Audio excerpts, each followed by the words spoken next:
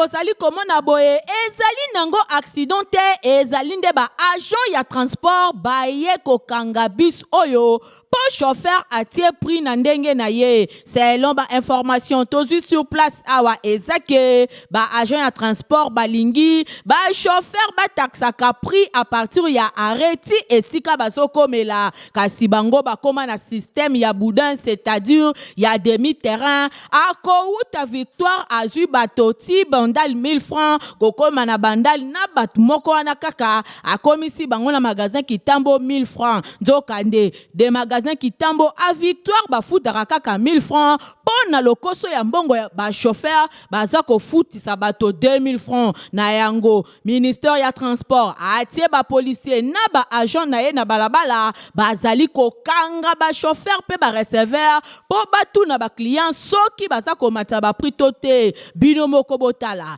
receveur oyo afutisi batu à partir ya victoire ti kokoma magasin 1500 donc à transport ezala nango 1000 francs ba bwili e pa ba ja ya la police ba tuni population ba lobi ke ba futaki 1500 sur place ba imposer azong c'est la ba client ba 1500 francs na bango pe na suka ba kangiye ba kena na bureau ya l'état po akende ko futa ba amende bino moko bolanda chauffeur esengeli acha itinéraire esika uti na esika zokende na prix oyo azofutisa population siko ye esika uti yebani te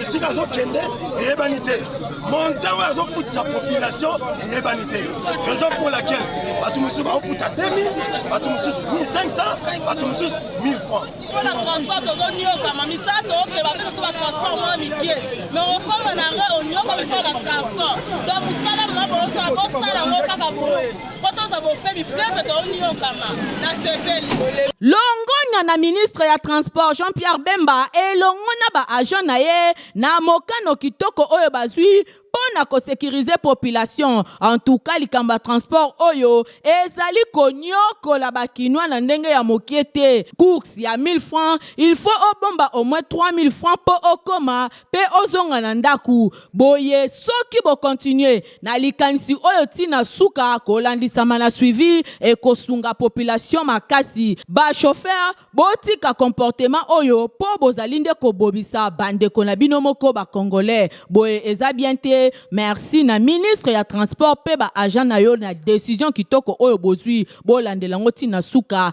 eza penza likanisi ya kitoko